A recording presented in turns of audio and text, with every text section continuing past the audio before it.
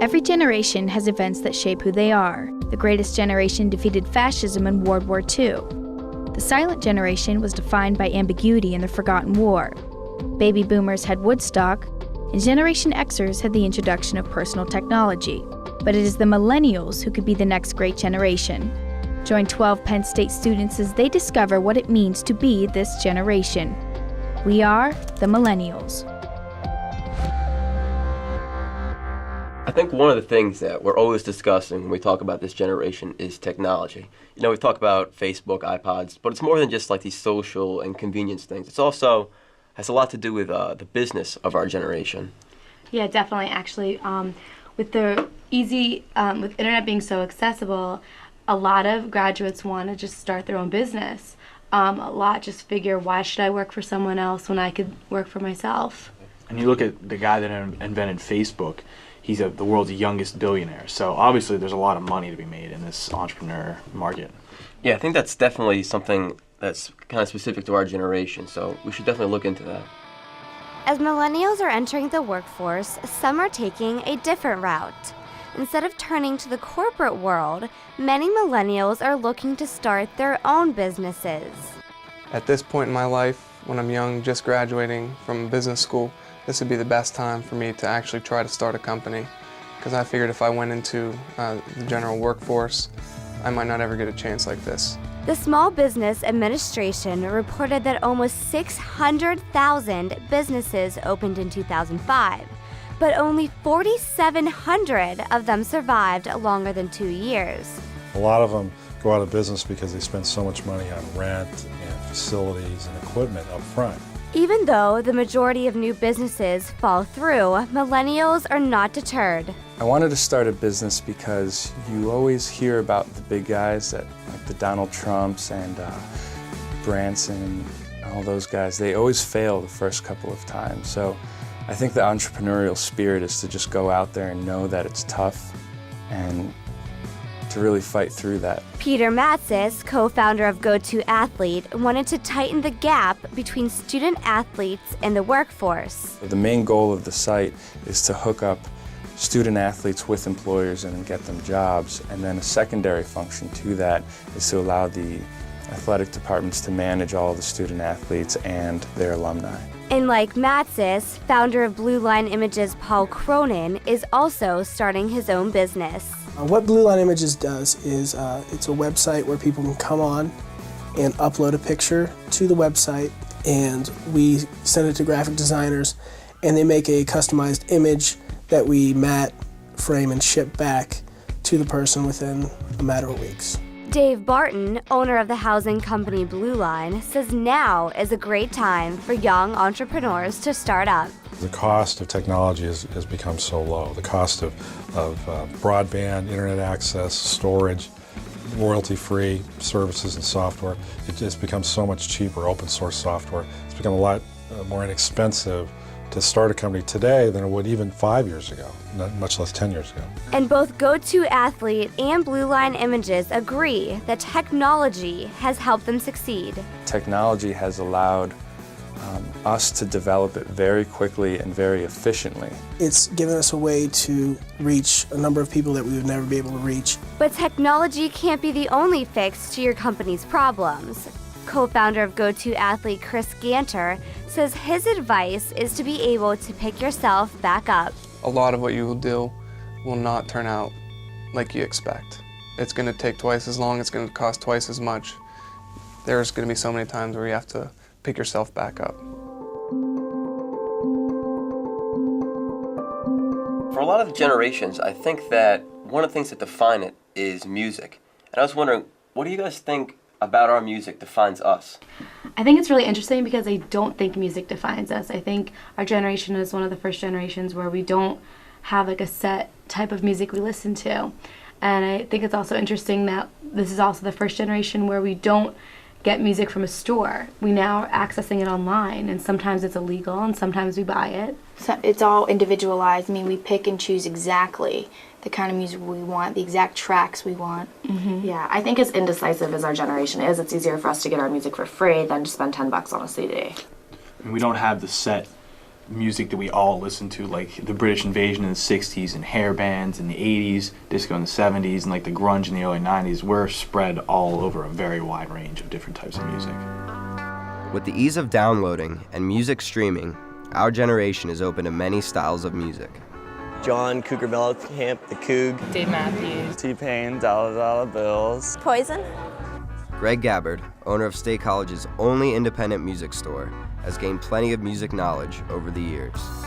It's been a big upswing in alternative music, in part due to online magazines that have increased the visibility of some of the smaller alternative acts.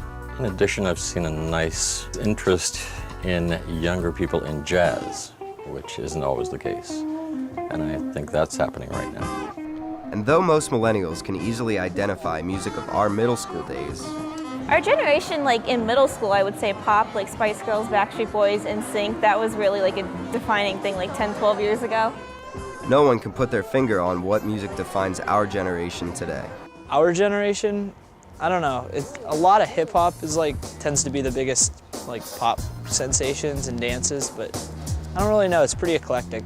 I would say that a lot of people don't really know what to listen to, so they just listen to the radio and then find out what bands are playing on the radio and then download or whatever.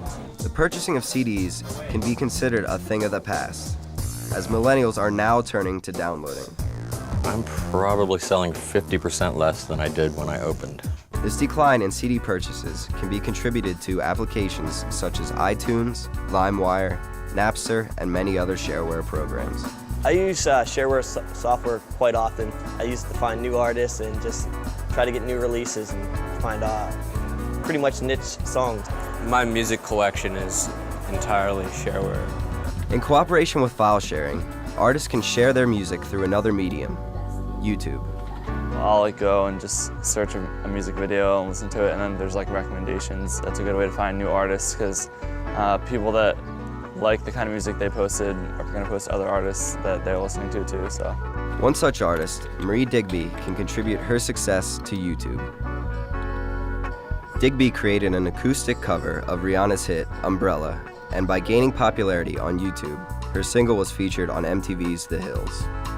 With a variety of new media outlets, technology has changed the future of music forever.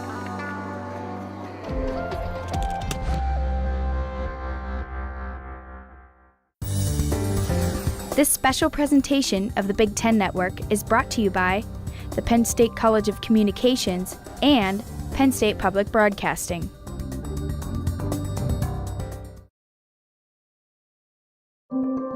We've dealt with a lot of social issues for this generation. We haven't really touched on anything that's really tangible. And I think one of the things we should look at is what kind of health issues is our generation looking at? Yeah, I think that's become a big problem recently. I mean, Americans are less active than they have been in the past. They eat less healthy foods, and people will drive 2 or 3 blocks instead of walk for just because. A new report I saw says that our generation and the generation after us are going to be the first ones to not outlive our parents.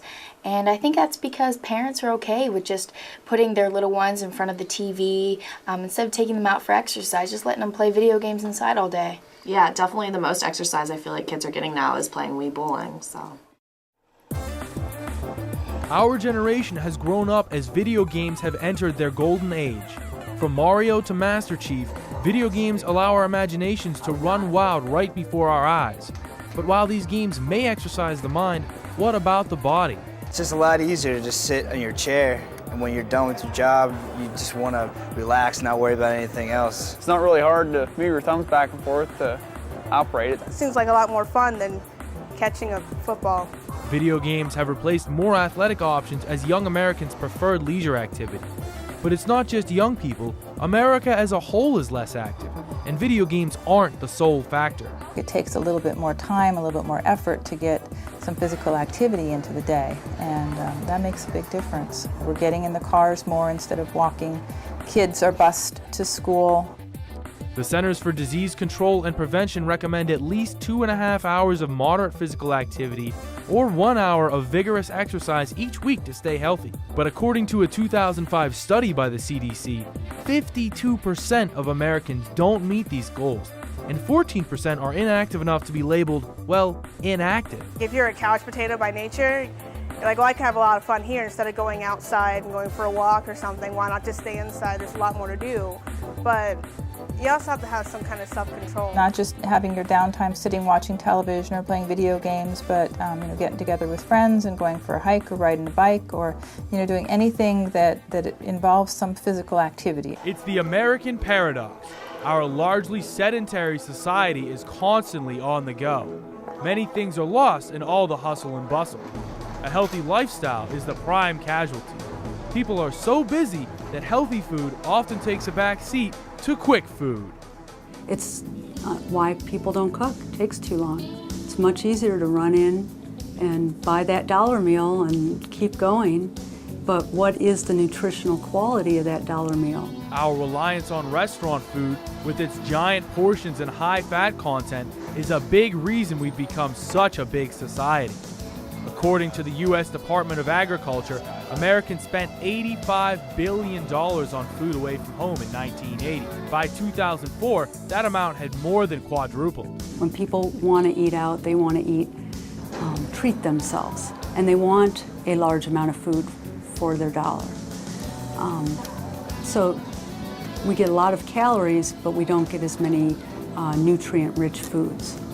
Overweight Americans accounted for 2/3 of the population in 2004, a 20% increase from 25 years earlier.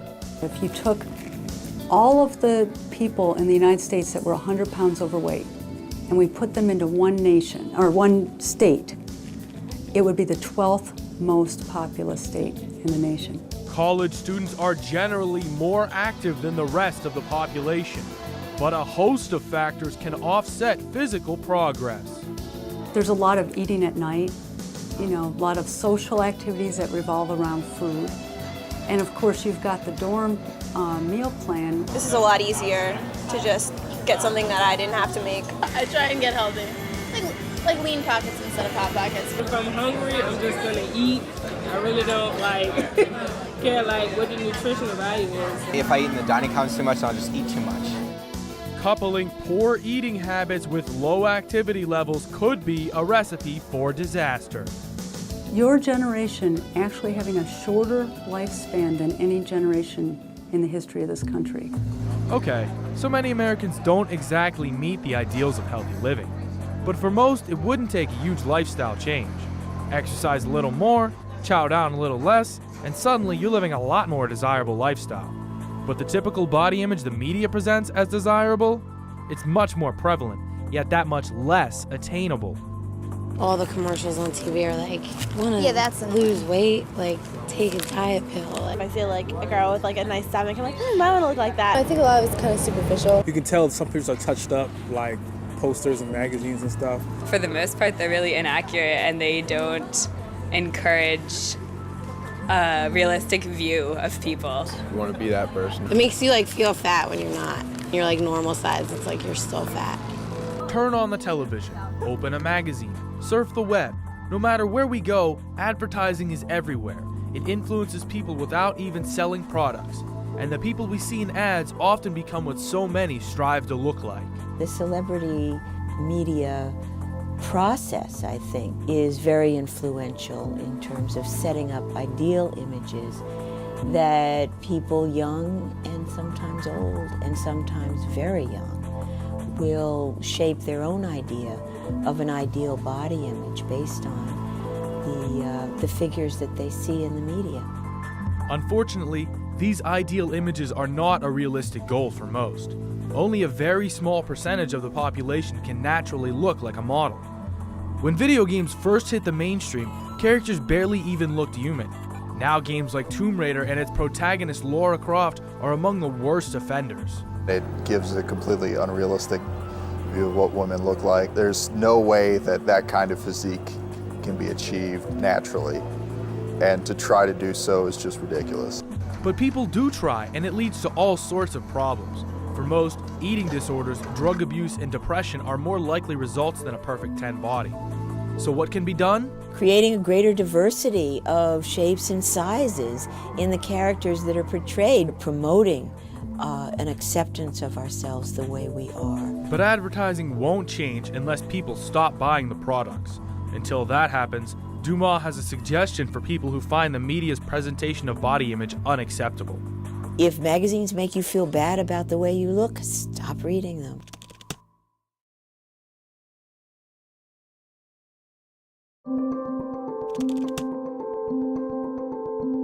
About once every generation, an event so catastrophic happens, it changes the course of history. For our grandparents' generation, it was Pearl Harbor. For our parents, the Kennedy assassination. And for us, we'll always remember where we were when we heard the news our country was under attack on September 11th. Yeah, I was in my high school, I was in 10th grade, and I just remember walking in the hallways and hearing people talk about it. I was in second period of high school, my freshman year. Classes actually got canceled around like noon, and then we had like a big get together for the entire school, and they told us what had happened. One of the planes was in Pennsylvania, and I was real scared about my dad because he works downtown in Pittsburgh, and they said that one of the planes crash landed in Pennsylvania. So yeah, I think 9/11 is clearly right now the defining moment for our generation. I mean, everyone knows where they were when that happened. But Lee, you have a very special connection to that, don't you? Yeah, I live outside of New York City, and my father is a firefighter. So 9/11 just struck really close to home for me and my family because he was there. Why is the sprinkler system not putting that fire out, or what's going on over there? It must really be bad. And my first thought was that the firefighters were going to have their hands full. Deputy Chief Verderosa. Joe Verderosa had just got off work as a New Jersey firefighter when he noticed the smoke pouring from the World Trade Center. It was September 11, 2001, and Verderosa was about to experience the largest terrorist attack on American soil.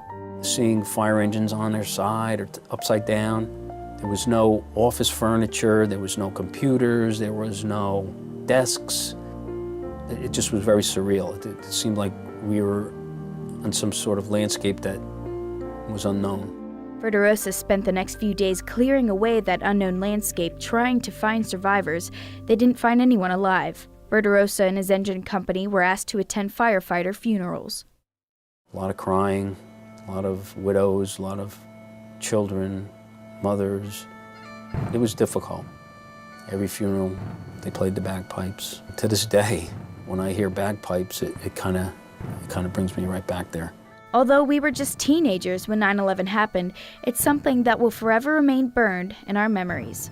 You are going to be the people carrying the torch and have to ensure that this doesn't happen again, because it can at any moment. One person making sure this doesn't happen again is Dan Kennedy, a Penn State student and enlisted Army soldier.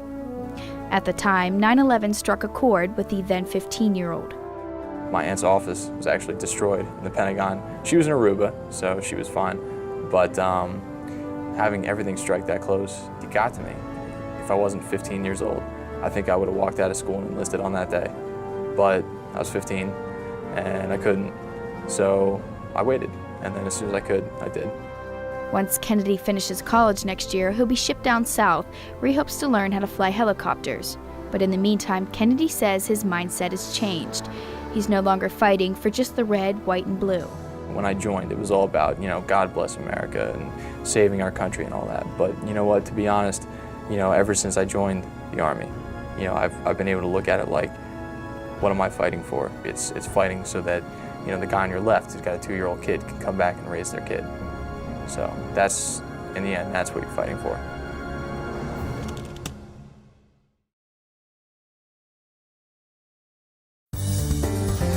This special presentation of the Big Ten Network is brought to you by the Penn State College of Communications and Penn State Public Broadcasting.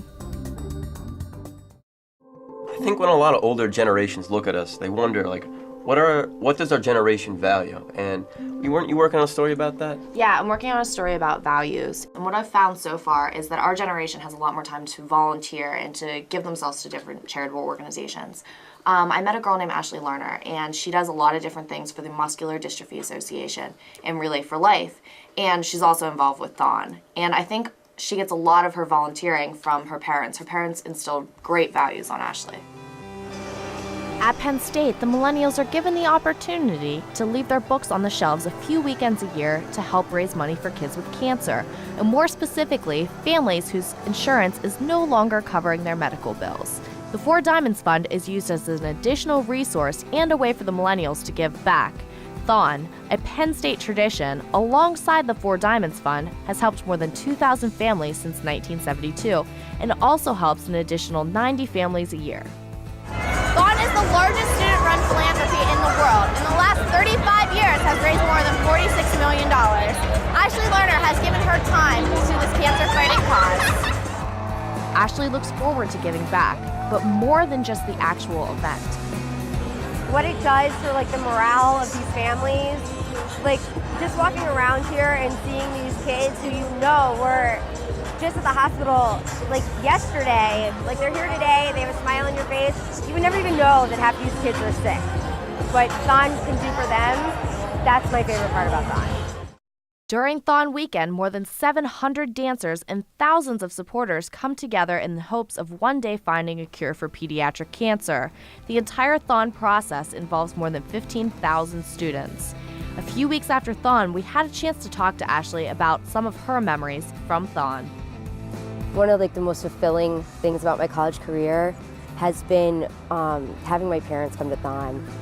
Having my parents finally understand what I've been doing all these years, how much this organization means to so many people, that's really been amazing. This year at Thon, millennials raised over $6.5 million for pediatric cancer research.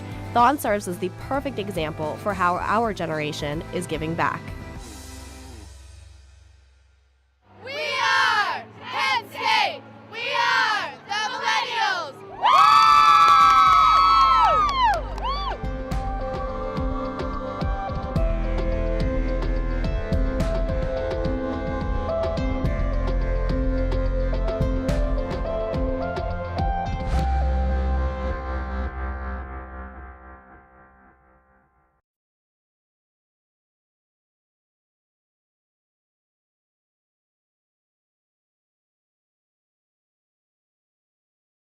A copy of the program you've just seen can be purchased through Penn State Media Sales at mediasales.psu.edu or by calling 800-770-2111.